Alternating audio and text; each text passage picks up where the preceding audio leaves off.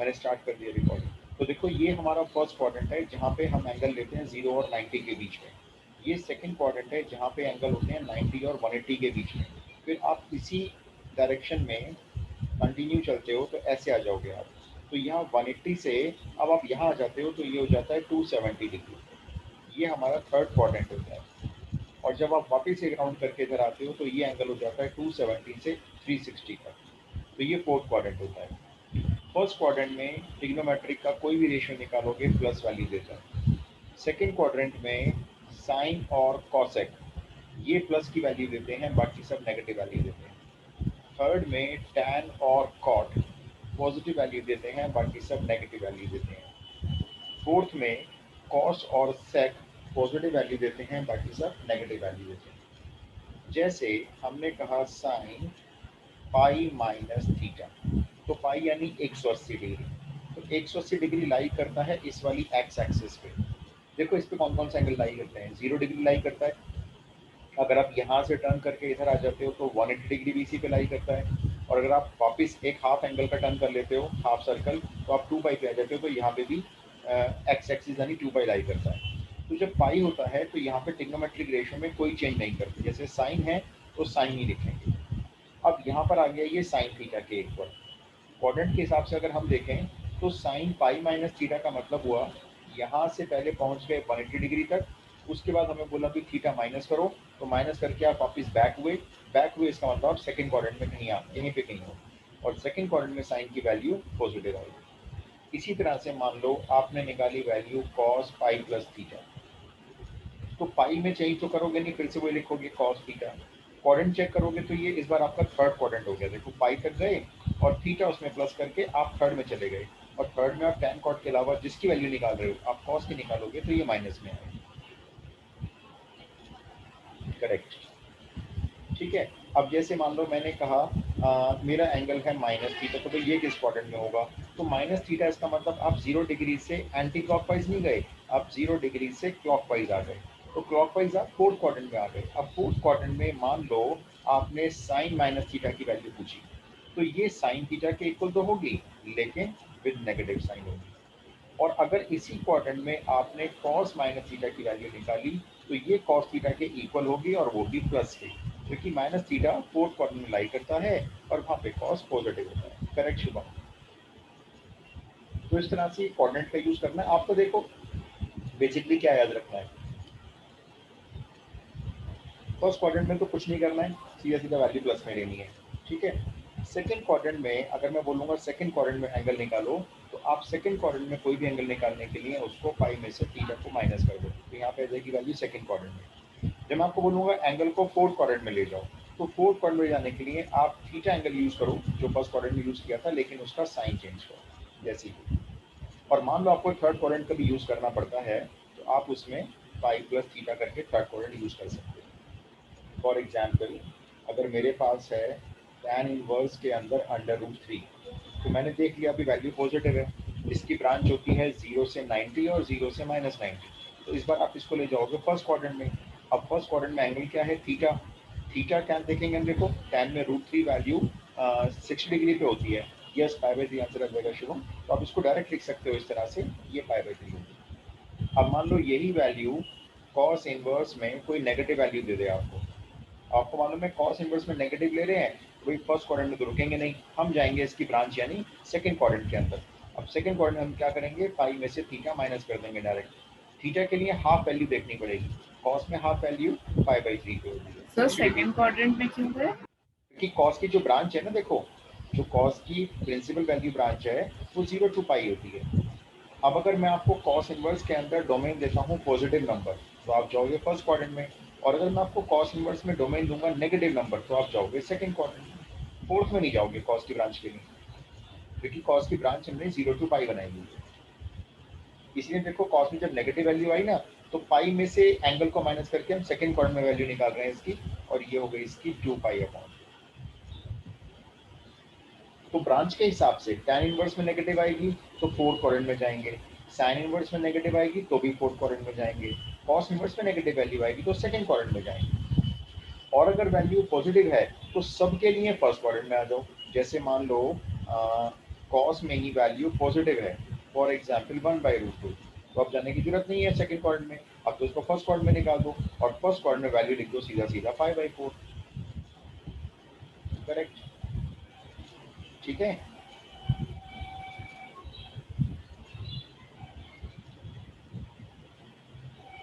तो coordinate system बहुत थोड़ा सा यूज होगा। अच्छा, अब नेक्स्ट की एक और रिक्वेस्ट मैं बता देता हूँ। देखो ऐसा होता है, जैसे अगर किसी को ये सीखना सीख लोगे, ये जो पाई होता है इसको हम डिग्री में जब कन्वर्ट करते हैं तो इसमें 180 डिग्री होते हैं, मतलब पाई रेडियंस में होता है एंगल ये, तो पाई रेडियंस एंगल्स में 180 डिग्री होता है।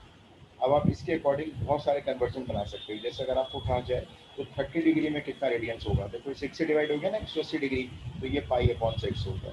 60 डिग्री में कितना रेडियंस होता है, ये 180 डिग्री 3 से डिवाइड हो गया, यानी कि पाई/3 हो गया। 45 डिग्री कितना होता है, 180 को 4 से डिवाइड करोगे 45 आ जाएगा, यानी ये पाई/4 हो गया। 90 डिग्री अगर देखना है तो ये पाई/2 हो गया। ठीक है, इस तरह से आप कोई भी कन्वर्जन कर सकते हो। जैसे मैंने कहा 120 डिग्री को कन्वर्ट करना है, 120 डिग्री को, तो 1 डिग्री में कितना आएगा, पाई/180, ये 1 डिग्री में हो गया और मल्टीप्लाई कर दो 120 से, ये 120 डिग्री में आ गया। 0 से 0, 6 से 3, 6 से 2, तो ये हो गया 2π/3। इस तरह से कन्वर्ट कर सकते हैं, लेकिन यूज करना होगा रेडियंस, डिग्री यूज नहीं करोगे। Okay sir, thank you sir. ठीक है, इट्स ऑल राइट। तो मैं आपको ना आगे के ग्राफ बता दूं। आगे के हमारे ग्राफ बचे हैं अभी, tan बचा है, sec बचा है और एक cosec कर लेते हैं फटाफट से। नहीं, tan तो हो गया था, हम अभी ले लेते हैं, पहले cosec ले लेते हैं।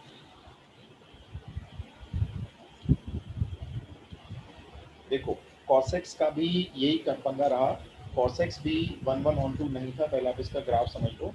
फिर इसको क्या हुआ, जबरदस्ती इसको भी हमने 1/2 बनाने के लिए इसके ग्राफ को थोड़ा सा चेंज कर दिया।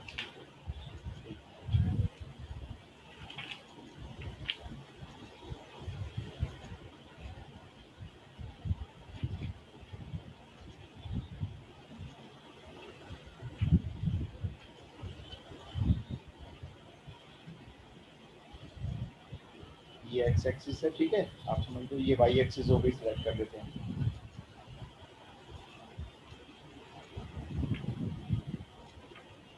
अब इसका ग्राफ देखो आप जरा, मैं देखो पहले ना यहाँ पे कुछ रेड लाइंस ड्रॉ करने जा रहा हूँ, कुछ मैं रेड कलर की लाइंस ड्रॉ करूँगा। एक लाइन आ गई मेरी यहाँ पे, एक लाइन मेरी इधर आ गई, एक लाइन इधर और बना देते हैं। चलो, ये मैंने ना कुछ रेड कलर की लाइंस बनाई है, अब मैं आपको बताता हूँ क्या है ये तो जीरो हो गया, ये एक्स एक्सिस हो गई, ठीक है, ये वाई एक्सिस हो गई। ये जो रेड कलर की लाइन है ये मैंने पाई पे बनाई है, और ये जो लाइन है मैंने ये 2π पे बनाई है। इधर वाली देखेंगे नेगेटिव एक्स एक्सिस में, तो ये भी -π पे, और बनाएंगे तो -2π पे बनेगी। अच्छा, अब आप मेरे को जरा वैल्यू बोलते जाना, ठीक है। कॉसेक में अगर हम 0 पुट कर दें यहाँ पे, तो रेंज बताओ, कॉसेक 0 की वैल्यू पूछ रहा हूँ मैं आपसे। इन्फिनिटी। इन्फिनिटी, राइट, मतलब कॉसेक 0 पे ग्राफ इन्फिनिटी पे होता है। अच्छा, अगर हम π/2 पुट कर दें तो यहाँ पे π/2, कॉसेक 90 डिग्री की वैल्यू, कॉसेक 90 की वैल्यू किसी को आती है, कॉसेक 90 नहीं आती किसी को, साइन 90 आती हो किसी को। हाँ ठीक है, गर्भ शुभम, ठीक है, 1 होती है ना। तो देखो ये π/2 पे 1 आ गया, ये मान लो मेरा 1 हो गया, ये ना वाई एक्सिस पे 1 है, तो ये इन्फिनिटी से डिक्रीज होता हुआ आता है। जब आप 180 पुट करते हो, सॉरी 0 रखते हो, तो इन्फिनिटी होता है। जैसे जैसे आप आगे एंगल को बढ़ाते जाते हो, वैल्यू नीचे की तरफ आती है, 90 पे 1 हो जाती है, 1 से नीचे नहीं जाता। फिर जैसे आप पाई जब पुट करोगे इसमें, तो कॉसेक पाई फिर से नॉट डिफाइंड हो जाता है, तो फिर से ग्राफ इन्फिनिटी हो जाता है, और 90 और 180 के बीच में इंक्रीजिंग नेचर रखता हुआ ऐसे कुछ इसका ग्राफ बन जाता है। ये होता है, एक कप टाइप लगता है दिखने में, यू शेप होती है।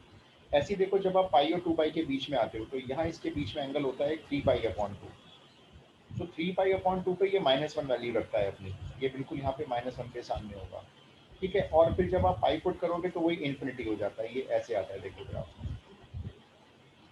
और ये इधर से भी ऐसे चलता है। ये थोड़ा सा मेरा टच हो गया इधर, रेड लाइन से टच नहीं होगा इनफैक्ट ये मेरे को दोबारा ड्रॉ करना पड़ेगा।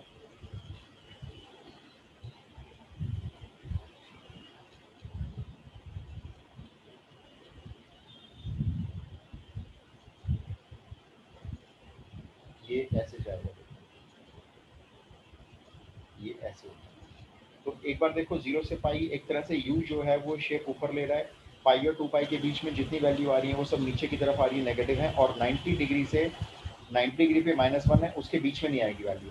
और अगर आप इधर आओगे ना, नेगेटिव एक्स एक्सिस में आओगे 0 से पाई, तो इधर ऊपर है ना, तो इधर फिर से बिल्कुल सेम इसका कॉपी यहाँ बनेगा। देखो -1 के सामने ऐसे ये उल्टा u बनेगा इस तरह से।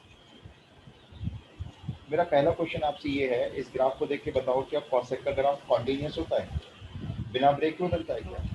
नहीं बनता। No sir. और मैनी वन है, आप देख रहे हो मैनी वन है, क्योंकि अगर आप लाइन ड्रॉ कर लो एक्स एक्सिस के पैरेलल, तो एक्स एक्सिस के पैरेलल लाइन ग्राफ को कई जगह पे कट करेगी, तो भाई ये तो 100% मैनी वन है। अब हमने क्या किया, आप देख के बताओ इसके हिसाब से डोमेन क्या फिक्स कर दें जिससे ये बिना टर्न किए 1 1 हो जाए। ध्यान से देखो, 0 के थोड़ा सा इधर देखो, 0 to pi by 2 और इधर भी देखो, नेगेटिव में भी देखो 0 के इधर, दोनों साइड से देखो, जैसे हम time minus pi by 2 yes, तो देखो यस, तो हमने इसका डोमेन क्या सेट करना है, देखो -π/2 से, देखो ये ना यहाँ पे -π/2 है, ये -π/2 में यहाँ से ये, मैं इतने पोर्शन को ना रेड कर देता हूँ। देखो जो ग्राफ हम लेंगे, ये -π/2 से यहाँ तक ये वाला ले लिया ग्राफ, टर्न नहीं करेगा, और इधर यहाँ से π/2 तक ये इतना पोर्शन लेते हैं इसका, सो दैट ये फंक्शन कॉन्टिन्यूस भी हो जाए, सॉरी कॉन्टिन्यूस नहीं 1 1 भी हो जाए और ऑन टू भी हो जाए। तो बताओ -π/2 से कहाँ तक डोमेन फिक्स करें?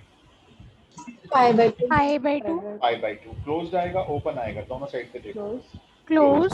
लेकिन इस इंटरवल में एक वैल्यू आपने ऐसी ले ली है जिसपे कॉसेक की value not defined, 0 0 correct Shubham, correct. तो आपने क्या किया, इसने इस इंटरवल को ले तो लिया, लेकिन इसमें से आपने 0 जो है वो निकाल दिया।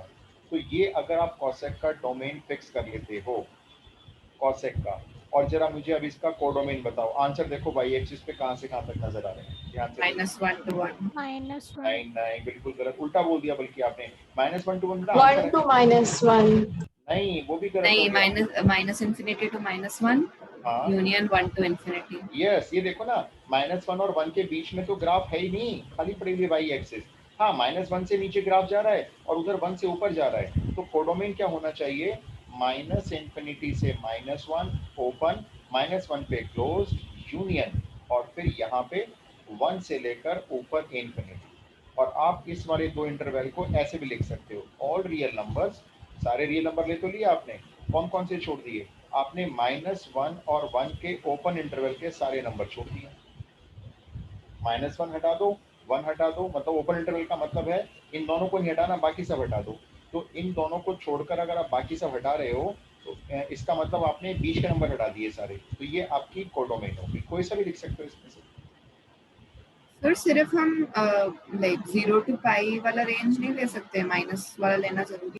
देखो 0 to pi अगर आप लेते हो ना, ये 0 to pi, तो देखो यहाँ तो graph turn 0 to pi by 2 I mean, 0 to pi by 2 0 to pi by 2 में ना आपने आधा लिया, क्योंकि अभी थोड़ा सा पोर्शन इधर भी तो ले सकते हैं, देखो जो ऑन 1 1 बन सकता है, ये भी है ना, देखो यहाँ से टर्न करके यहाँ तक ले लिया, उधर से ये वाला ले लिया, और डिसकंटीन्यूअस ग्राफ लिया है, लेकिन -π/2 से π/2 ही लेना पड़ेगा, क्योंकि ये इतना पोर्शन है जो दोबारा कहीं रिपीट नहीं होगा। फिर ऐसी जब आप आगे चलोगे ना, तो देखो आगे वाला कौन सा मिल जाएगा, π/2 से आपका मिल जाएगा 3π/2 तक। अगला मैं अगला पूछूंगा ना, तो अगला क्या होगा, π/2 से 3π/2 होगा। अब बताओ इसमें कौन सी वैल्यू निकालनी पड़ेगी, जैसे यहाँ पे 0 -π यस, -π, करेक्ट। इसमें आपको एक -π वैल्यू निकालनी पड़ेगी इस इंटरवल से, है ना। तो ये भी ब्रांच है, लेकिन ये प्रिंसिपल वैल्यू ब्रांच नहीं होती है। तो प्रिंसिपल वैल्यू ब्रांच तो यही वाली है जो हमने ऊपर लिखी है, तो आपको या तो यही करनी है। हाँ, -π क्यों होता है?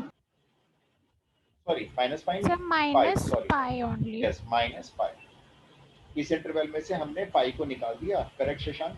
तो हमारा ये भी एक ब्रांच बन गई, और इसका भी जो कोडोमेन है वो सेम रहेगा, all real numbers accept open interval -1 to 1।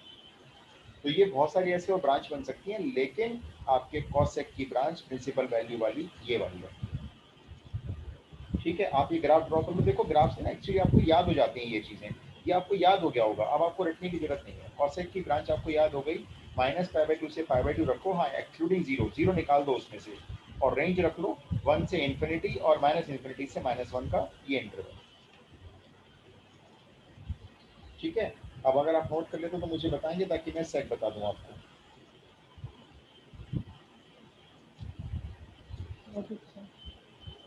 ठीक है, तो मैं आपको अब सेक का ग्राफ बताता हूँ। सबने नोट कर लिया? थोड़ा जल्दी करना बच्चों। Yes, sir. Noted. ठीक है जी, किसी ने नोट नहीं किया तो मुझे बता देना, मैं टर्न कर लूँगा पेज। अब आप फटाफट से सेक एक्स का ग्राफ देखो जल्दी से, काफ़ी हद तक सेम बनता है। देखो ये जैसे आपकी वाई एक्सिस हो गई, ये आपकी एक्स एक्सिस हो गई। मैं यहाँ पे भी पहले क्या करूँगा, कुछ रेड लाइन्स ड्रॉ करूँगा। रेड लाइन हम लोग तब ड्रॉ करते हैं जहाँ पे ग्राफ आपका इन्फिनिटी होता है। देखो एक तो इधर, एक इधर, फिर एक और ले लेते हैं इधर, और एक इधर ले लेते हैं। चलो इतना तो बनाएंगे नहीं, लेकिन फिर भी आपको दिखा देता हूँ। अब देखो ये हमारा जीरो है, ये जो लिया है ना मैंने, ये पाई/2 पे लाइन ड्रॉ की है, ये वाली लाइन 3 पाई/2 पे है, ये वाली रेड लाइन -पाई/2 पे है, और ये वाली रेड लाइन -3 पाई/2 पे है। अच्छा, सेक जीरो की वैल्यू बताओ जरा जल्दी से कोई, सेक जीरो की वैल्यू 1। 1, तो ये 1 आ गया देखो यहाँ पे।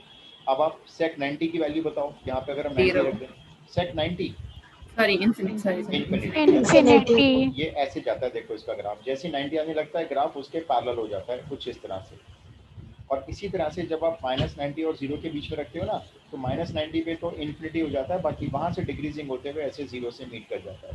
तो देखो वही वाला यू बना है -पाई/2 और पाई/2 के बीच में।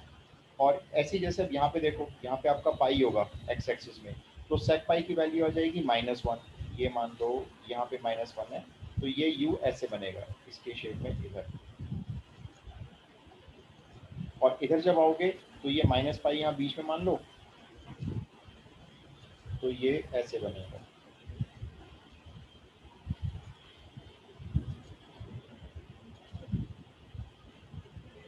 ये ऐसे बनता है। अब आप मेरे को जरा ग्राफ से देख के बता दो आप लोग ही, इसका डोमेन क्या फिक्स करना है जिससे ये 1 1 और 2 हो जाए। -0 to पाई/2 not included. 0 to एक मिनट गौरिका दोबारा बोलो, मैं शशांक से बात बोलूंगा फिर। -पाई/2 to पाई/2, 0 not included. Sorry, 0, sorry. Both the ends not included. -पाई/2 to पाई/2 Gaurika देखना, ये ग्राफ टर्न नहीं कर गया, यूनी बन गया इसके बीच में। टर्न तो करने नहीं देना इसको हमें, टर्न करेगा तो मैनी 1 हो जाएगा। 0 to pi. 0 to 0 to pi -पाई/2 not. यस, शुभम और शशांक Excluded pi/2. एक्सक्लूडेड पाई/2। यस, शुभम और शशांक दोनों का आंसर एकदम करेक्ट है। देखो देखो गौरिका, 0 से स्टार्ट करो, इतना पोर्शन तो यहाँ से ले लो 0 से। मैं इसको देखो रेड कर देता हूँ ग्राफ को।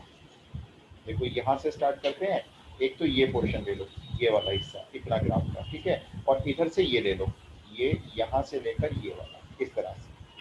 Yes, sir. क्योंकि ऊपर से तो फिर दोनों पॉजिटिव वैल्यूज है। हाँ, है ना। तो ग्राफ को टर्न मत करने दो, टर्न करेगा तो वो रेंज आपकी शशांक बिल्कुल ठीक है।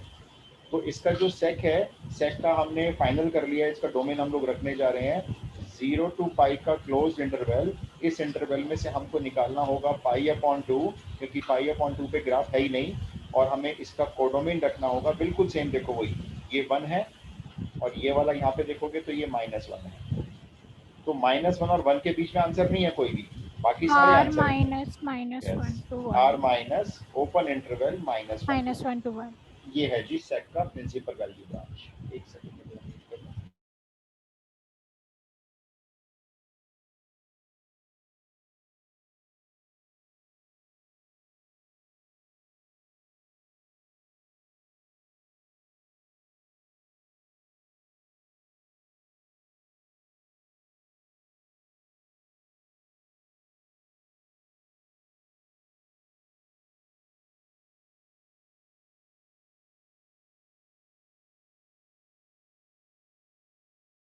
ओके। सबको क्लियर हो गया ये सैक वाला क्लियर हो गया? Yes sir. अच्छा 0 टू पाई के अलावा मेरे को अब अगली वाली बताओ जरा, इसके नेक्स्ट वाली क्या होगी? Pi to 2 pi yes pi to 2 pi, उसमें से क्या हटाना 3 पड़ेगा? पाई देखो by 2 Excluded 3 pi by 2. minus Excluded 3 3 pi pi by 2. Right. तो हम एक लिख लेते हैं, चलो है ना, पाई से 2 पाई लिख लेते हैं, एक्सक्लूडेड 3 पाई बाय 2, और कोडोमेन तो हम इसका यही रखेंगे, और real numbers open interval -1 to 1 को हटा देंगे, ठीक है ना। चलो अब हम एक कॉर्ड और कर लें ताकि फिर इसका भी हम एक फाइनल टेबल बना लेंगे। माइनस, हाँ बिल्कुल हो सकता है इधर, बिल्कुल हो सकता है। आप अगर नेगेटिव एक्स एक्सिस पे जाओगे तो मैंने कहा ना एक लिख लेते हैं, इधर से भी आ सकते हो, माइनस पाई से 0 ले लो, excluded -pi by 2, 100% okay.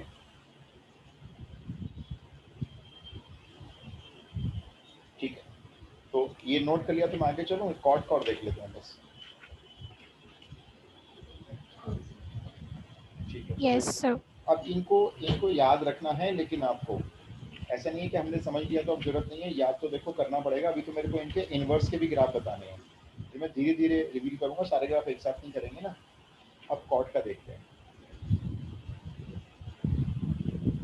Cortex को भी भाई जबरदस्ती 1 1 on 2 बनाया जाएगा। देखो पहले कॉटेक्स का ग्राफ देख लेते हैं। अच्छा बताओ, रेड लाइन कौन कौन से ग्राफ में अब तक नहीं बनी? Red lines sine and cos. Sin and cos. यस, साइन और कॉस एक कॉन्टिन्यूस फंक्शन के एग्जाम्पल हो सकते हैं, कभी भी ब्रेक नहीं होते, और बाकी जो टेन है, सेक है, हमने देखा कॉसेक है, इनके ऊपर रेड लाइंस बनती हैं क्योंकि ये बार बार ब्रेक हो जाते हैं, इन्फिनिटी वैल्यू देते हैं। अभी देखो कॉट में भी इन्फिनिटी वैल्यू आएंगी। यस, तो ये अभी जब मैं वो कराऊंगा ना कॉन्टिन्यूटी, फिर से ग्राफ का पोर्शन थोड़ा सा समझना होगा आपको। अब देखो यहाँ पे भी मैं रेड लाइन ड्रॉ करूंगा। अब इसमें देखो रेड लाइन कहाँ कहाँ ड्रॉ होगी, एक तो यहाँ मान लेते हैं, एक इधर मान लेते हैं, एक चलो इधर ले लेते हैं। एक रेड लाइन तो वाई एक्सिस पे भी आती है, लेकिन वाई एक्सिस पे मैं ड्रॉ नहीं कर रहा हूँ, वो वाई एक्सिस है ना क्योंकि। अब आप देखो कहाँ कहाँ पे आती है रेड लाइन, ये तो हो गया ओरिजिन। ये जो इधर रेड लाइन गई है एक्स एक्सिस पे, ये पाई पे होती है, और इधर वाली ये 2 पाई पे होती है, एंड सो ऑन। इसी तरह से इधर वाली -पाई पे होती है, ठीक है। कॉट में अगर 0 रख दे तो, अगर कॉटेक्स में एक्स को 0 रख दे तो Infinity. इन्फिनिटी, और 90 रख दें तो ये 90 है मान लो, 0 और पाई के बीच में 90 रखेंगे तो कॉट 90 की वैल्यू सोचो, 10 90 का उल्टा करके सोच लो, 10 90 याद है किसी को? 0 0. यस, कॉट 90 0 हो जाएगा क्योंकि 10 90 इन्फिनिटी। तो देखो इन्फिनिटी से ग्राफ आता है, ऐसे कम होता जाता है 90 पे 0 बन जाता है, ये 90 आ गया, फिर यहाँ से ऐसे कंटिन्यू में जाता है नीचे की तरफ, और जब पाई आता है तो माइनस इन्फिनिटी बन जाता है, ऐसे बनता है इसका ग्राफ। तो 0 पाई के बीच में ऐसे बन गया। अब सिमिलरली यहाँ से आ जाओ, यहाँ बीच में आ जाएगा 3 पाई बाई 2, तो ग्राफ बिल्कुल कॉपी बनेगा ऐसे ही, ये ऐसे आएगा, यहाँ पे कट करेगा एक्स एक्सिस को, और फिर यहीं से नीचे होता हुआ इस तरह से माइनस इन्फिनिटी की तरफ चला जाएगा, और इधर से बनाओगे तो बिल्कुल ऐसे ही कॉपी बनेगा, ये -पाई पे 0 हो जाएगा, -पाई बाई 2 पे, सॉरी।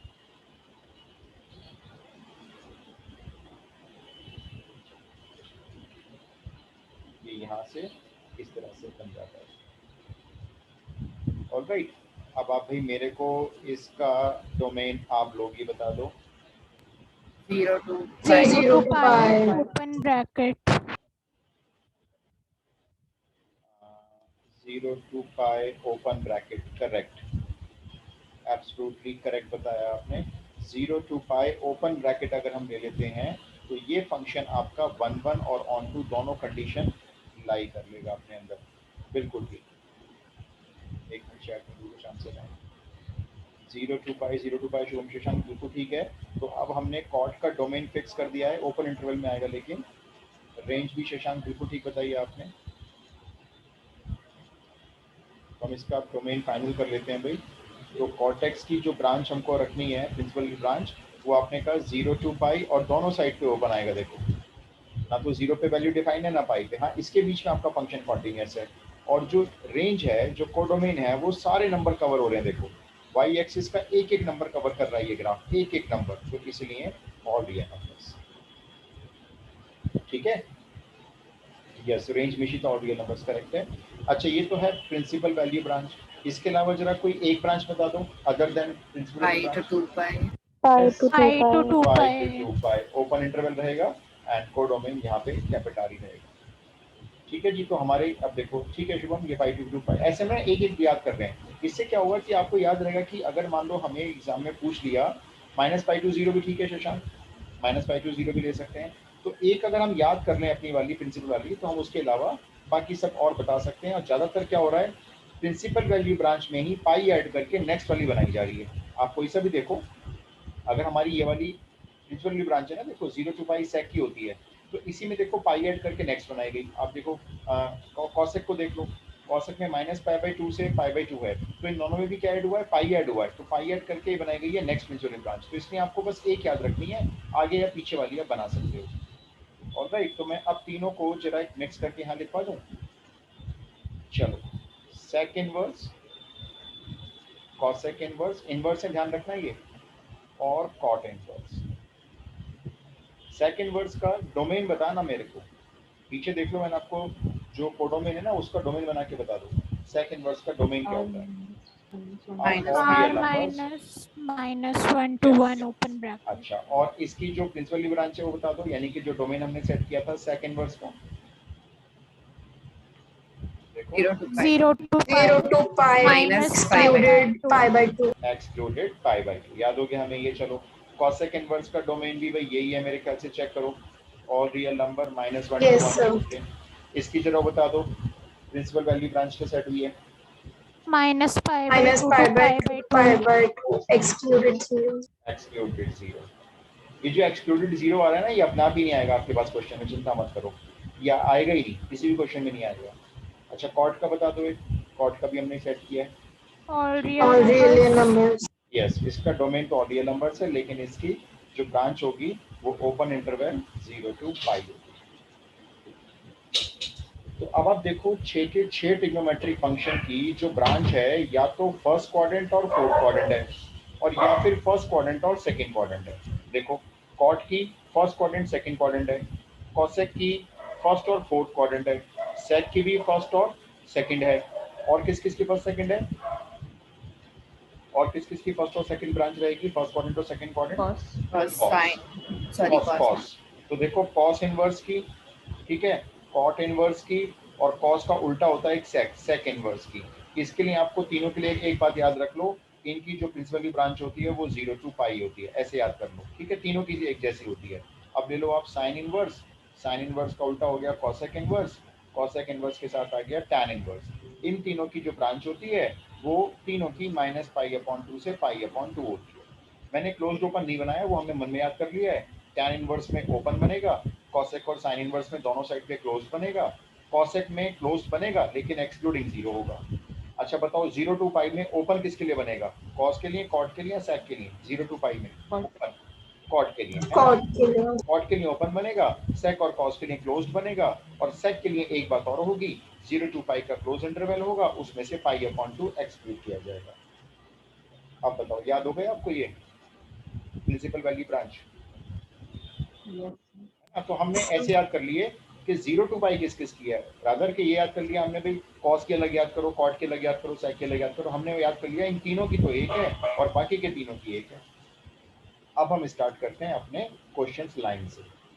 अब मैं आपको देखो फिर से एक बार रिकैप करवा दूं, क्वेश्चन बहुत सारे हैं, नहीं मिशित अभी याद हो जाएंगे, प्रैक्टिस के बाद नहीं, अभी याद हो जाएंगे। मैं फिर से पूछता हूँ, 0 to pi किस किस की ब्रांच है? 3, एक तो कॉस इनवर्स, एक कॉस इनवर्स का उल्टा हो गया भाई, मान लो सेक इनवर्स, और इनके साथ चला गया कॉट इनवर्स, ठीक है। अब आ गई -pi/2 से pi/2, भाई ये किसकी ब्रांच है?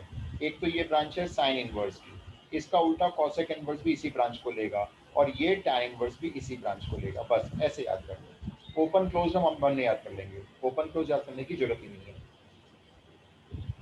ठीक है। ये Okay, sir.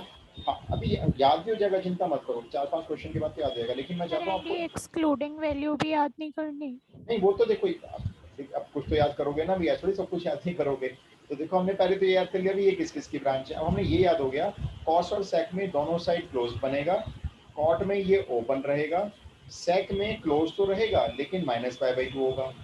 अब साइन के लिए बात करते हैं, साइन के लिए क्लोज रहेगा, कॉसेक के लिए भी क्लोज रहेगा, टैन इनवर्स के लिए यही वाला इंटरवल ओपन रहेगा। अच्छा, और वैल्यू किस में एक्सक्लूड करते हैं हम लोग? कॉसेक में एक्सक्लूड करते हैं, -0। मेरी कोशिश तो यह है कि मैं आपको अच्छे से इजी वे में याद करवा दूं, अदरवाइज तो देखो याद तो करते ही हैं बच्चे। सर ये मतलब वैसे डिस्ट्रीब्यूटेड है आइडेंटिटी जैसे होती थी कि sine square x plus cos square x 1 होता है, तो सब एक एक अलग अलग कैटेगरीज में। यस, ऐसे कर लो, देखो बिल्कुल एक ही कैटेगरी में चले गए, साइन के साथ कॉस अलग हो गया, tan और sec अलग हो गए, और कॉट और कॉसेक अलग हो गए।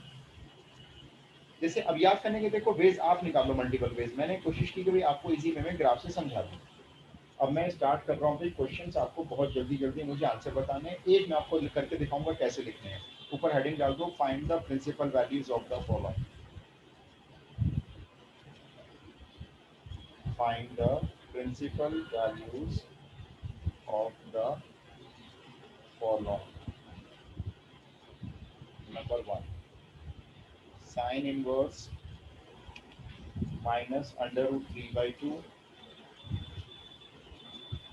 -2 sec inverse 2 tan π/6। अब देखो आपने क्या करना है, आपने देखा साइन इनवर्स में अच्छा नेगेटिव वैल्यू आ रही है, इसको लेके जाएंगे फोर्थ क्वाड्रेंट में। फोर्थ क्वाड्रेंट में पहले तो एंगल लिख लेंगे, π/3 होता है 60 डिग्री, और माइनस साइन लगा देंगे। देखो डायरेक्ट लिखी मैंने इसकी वैल्यू, ठीक है। अब इसमें आ जाओ, यहाँ पे खैर वैल्यू नहीं है, पहले देखते हैं अंदर है क्या। यहाँ पर है 2 tan 30 डिग्री, tan 30 डिग्री की मैंने वैल्यू डाल दी 2/√3। अगले स्टेप में आ जाओ, -π/3 सेम 2 सेम। सेक में वैल्यू पॉजिटिव है, कौन से क्वाड्रेंट में ले जाओगे? 0 और पाई से होता है इसका क्वाड्रेंट, तो आप किस में ले जाओगे, फर्स्ट में या सेकंड में? फर्स्ट। First quadrant. फर्स्ट में ले जाओगे तो बताओ सेक में ये वैल्यू किस एंगल पे होती है, वो एंगल बता दो, यहाँ लिख दूंगा मैं। सेक इनवर्स में 2π/3। कुछ बच्चों को ना ये सेक में सोचना मुश्किल पड़ता है, तो उनके लिए बता दूं, अगर आप सेक में वैल्यू को नहीं सोच पा रहे हो तो कॉस इनवर्स में उल्टी वैल्यू सोच लो, √3/2 कॉस इनवर्स में सोच लो, है ना, ये एक ही बात है। तो अगर सेक में 2/√3 याद है आपको, ठीक है भाई, π/6 होती है वैसे ये वैल्यू सेक में ना 30 डिग्री पे होती है, क्योंकि कॉस में वैल्यू 30 पे होती है, तो π/6 हो गया, डायरेक्ट लिख दिया आपने। और एलसीएम ले लो इसका, 6 - 2π - 2π -4π/6 इसका आंसर हो गया, या आप -2π/3 भी कह सकते हैं। नहीं शशांक, 0 तो नहीं आ रहा बेटा, देखो भाई ये हमने क्या किया, tan 30 की वैल्यू पुट कर ली पहले, 1/√3 होती है, तो अंदर बन गया 2/√3। सेक इनवर्स में 2/√3 है, तो एंगल पॉजिटिव लेना है, और पॉजिटिव एंगल है इसका π/6, 30 पे वैल्यू होती है। ठीक है, नेक्स्ट क्वेश्चन दे रहा हूँ, आप लोग करना भैया, ठीक है, ये नोट करना है, नोट कर।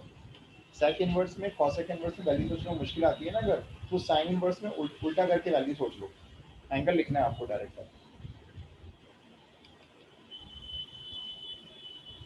दे दूं? Yes sir. ये तो ट्राई करो, जल्दी भी आंसर देते आना मेरे को। tan इनवर्स में है √3 और माइनस, फिर सेक इनवर्स में है -2, वैल्यू बताओ जल्दी से।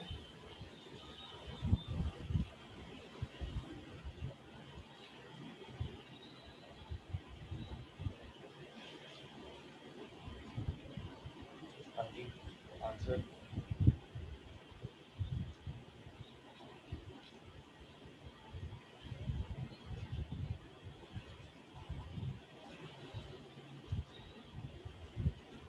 जल्दी, आंसर भी बड़ी देर लगा दी।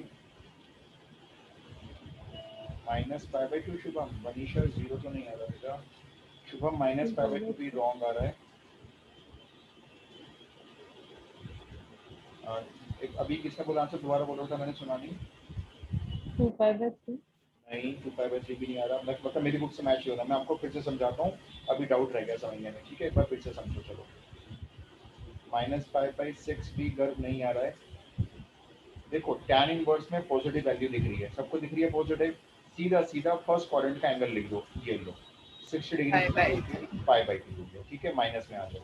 अब सेक इनवर्स में नेगेटिव वैल्यू दिख रही है, सेक इनवर्स में नेगेटिव आने पे इसको ले जाना पड़ेगा सेकंड क्वाड्रेंट में, तो सेकंड क्वाड्रेंट के लिए मैंने ब्रैकेट लगाया, और पाई में से मुझे एंगल माइनस करना होगा। सेकंड क्वाड्रेंट में जा रहे हैं ना, क्योंकि इसको लेके हम 2 वैल्यू सेक में होती है 60 डिग्री पे, यानी π/3। π/3। अब जरा देखो ये कितना आया, π/3 माइनस पाई में से π/3 का 2π/3, तो पाई में से माइनस करो 2π/3, फाइनल आंसर आया इसका -5/3।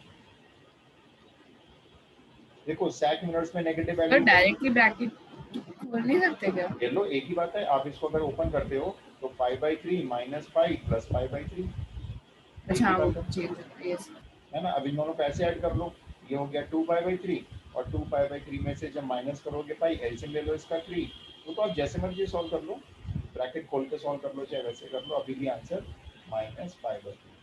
मैं देखो फिर बता रहा हूँ, आपके पास अगर पॉजिटिव वैल्यू है, कुछ मत सोचो, चाहे कोई भी आ रहा है, साइन इनवर्स आ रहा है, टैन इनवर्स आ रहा है, कॉट इनवर्स आ रहा है, एंगल लिख दो सीधा फर्स्ट क्वाड्रेंट वाला।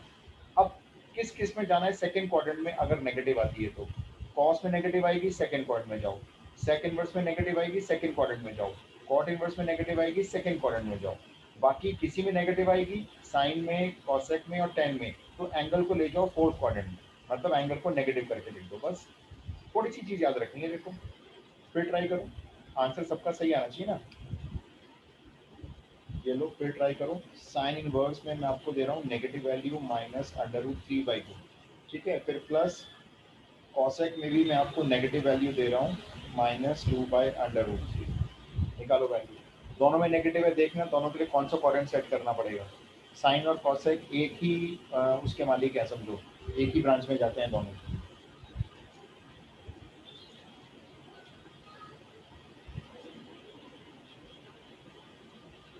आंसर आया किसी का? देखता हूँ जरा।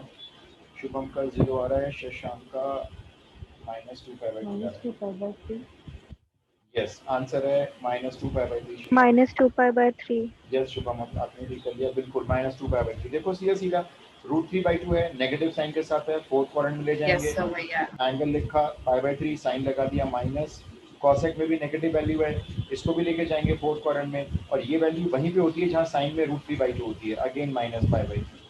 -π/3 -π/3 ऐड हुआ -2π/3, खत्म। ये लो फोर्थ क्वेश्चन ट्राई करो, करते जाओ जल्दी जल्दी।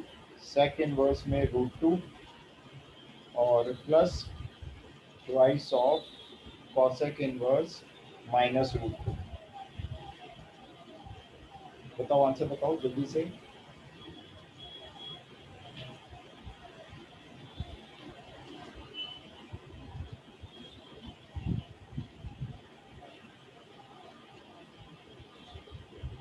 सेक में तो पॉजिटिव एंगल ले लो सीधा, कॉसेक में ले जाना फोर्थ क्वाड्रेंट में। चेक कर लेते हैं। Shashank correct answer? -π/3। No, wrong answer Nishita. अभी तक शशांक आंसर ठीक है, बस -π/4 आ रहा है। देखो आंसर मैंने बता दिया, चेक करो, -π/4 बुक से मैच हो रहा है मतलब। हाँ शुभम ठीक है, -π/4। देखो ना निशिता, सेक में ओके, देखो सेक में पॉजिटिव वैल्यू है, एंगल लिखना है फर्स्ट क्वाड्रेंट वाला। अब सेक में √2 मैं सोचूं तो π/4 पे होता है, मैंने तो कॉस मैंने इनवर्स में 1/। π/3 लिख दिया। ओके ध्यान से करो देखो, और कॉसेक में नेगेटिव वैल्यू है, फोर्थ क्वाड्रेंट में ले जाना। फोर्थ में ले जाने के लिए बस इस एंगल के, इस वाली वैल्यू के एंगल को फोर्थ में ले जाने के लिए नेगेटिव करना है, बस ये -π/4। वैसे तो π/4 वैल्यू होती है, लेकिन माइनस लगाया क्योंकि फोर्थ में ले गए। अब देखो π/4 में से माइनस हुए 2π/4, तो सीधा लिख दो आप, ये बचे -π/4, खत्म। और करो अभी, अभी तो दिन करूँगा, और करके जाओ। सबको क्लियर हो गया ना? Yes, Yes, sir. sir. तो अब काफ़ी आंसर ठीक आ रहे हैं, वैसे अनुकृति का भी ठीक आया इस बार। ट्राई करो, ध्यान से देखना बिल्कुल, ठीक है, पॉइंट के हिसाब से वैल्यू निकालना। टैन इनवर्स में मैं आपको दे रहा हूँ -1/√3। π/4 में डिग्रीज होती है निशिता, देखो π/4 को डिग्री में करना है ना, तो पाई में 180 डिग्री होते हैं, तो 180 डिग्री को 4 से डिवाइड करो, तो ये हो गए आपके 45 डिग्री। ऐसे तो बस ऐसे कर दो। Okay sir. शुभम -π/6 नहीं आ रहा, नहीं नहीं, इसका अभी क्वेश्चन पूरा नहीं हुआ शुभम, सॉरी क्वेश्चन पूरा नहीं हुआ, एक मिनट, अभी मैं इसको आगे भी दे रहा हूँ, वो बीच में थोड़ा सा आगे था ना क्वेश्चन, इसमें आगे है प्लस कॉट इनवर्स 1/√3 और फिर है टैन इनवर्स -1। करो सॉल्व। जब नेगेटिव आएगा तब सोचना है क्या करना है, जब पॉजिटिव वैल्यू होगी किसी के अंदर भी कुछ नहीं सोचना, एंगल लिखना है। है ना। तो जब नेगेटिव है तब सोचा करो थोड़ा सा, अभी tan इनवर्स में नेगेटिव है, अभी कहाँ ले जाना है ऐसे सोचा करो। आंसर वन टाइम में सही देना भी सब लोग।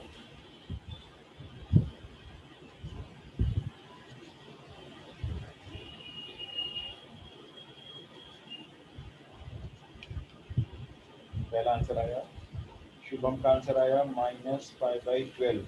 एक मिनट मैं बताऊंगा नहीं अभी, शुभम रुको, औरों का भी आंसर में देते हैं। तो पहला आंसर शुभम ने दिया है -5/12। Anybody else? मैं आंसर बताऊंगा नहीं अभी, ये आंसर आया मेरे पास।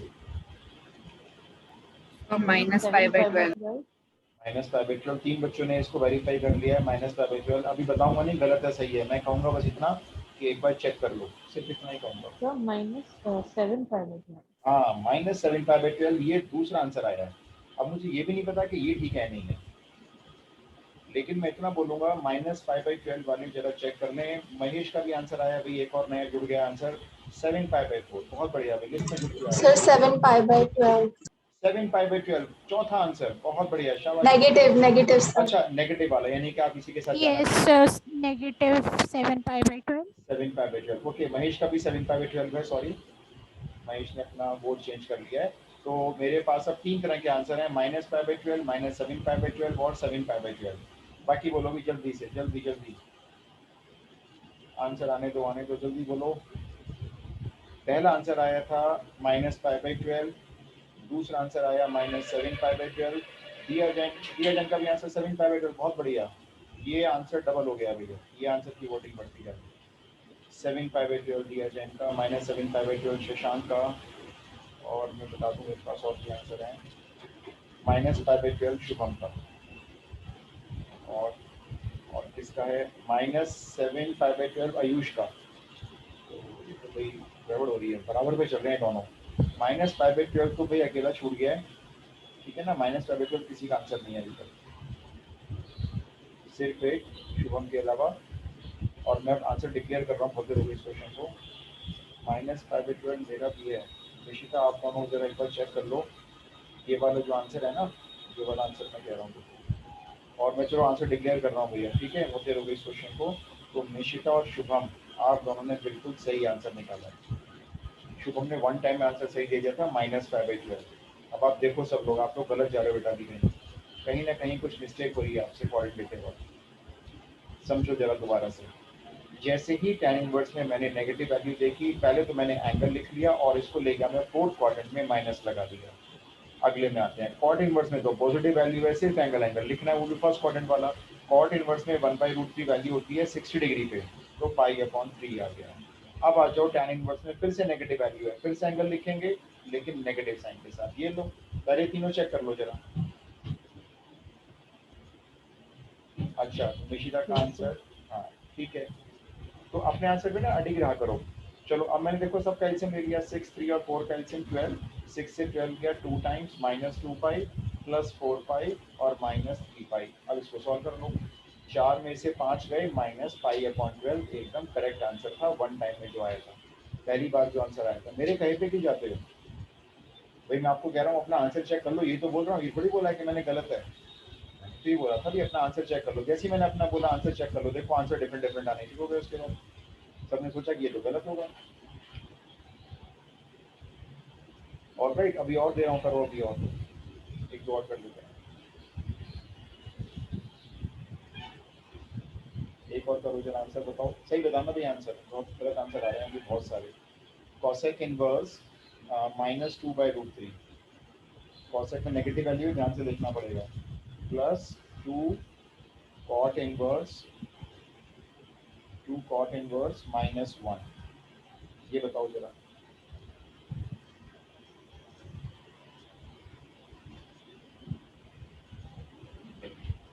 वन टाइम में सही आंसर, ध्यान से।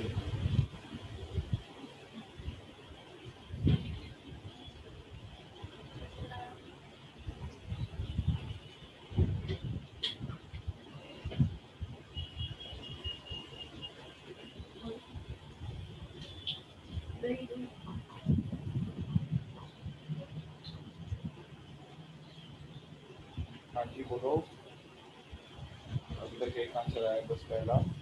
7/6। अच्छा मनीषा का 7 पाई/6 और गौरिका का भी 7 पाई/6। Anybody else?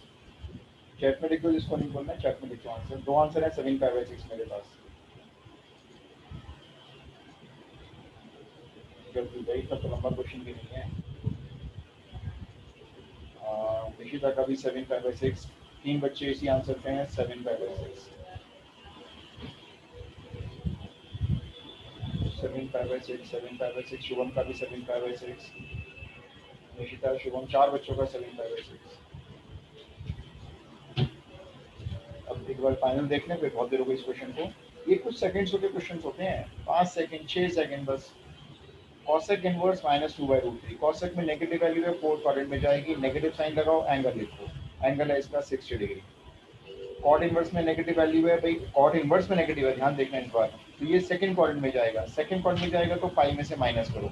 पाई में से 1 वैल्यू होती है पाई/4 पे, पाई/4 माइनस करो, सॉल्व करो इसको। ये लो, ये पाई में से पाई/4 गए, 3 पाई/4, तो 2 इंटू 3 पाई/4। ठीक है, 2 से 4 कैंसिल हो गया, 2 टाइम्स, एलसीएम आ गया 6। यहाँ पे आ गया -2 पाई और प्लस यहाँ पे आ गया 2 से गया 3, 9 पाई। तो 9 पाई में से 2 पाई माइनस किए, आंसर हो गया 7 पाई/6। खत्म। बस ये तो ध्यान रखना है कि नेगेटिव वैल्यू किस में आ रही है।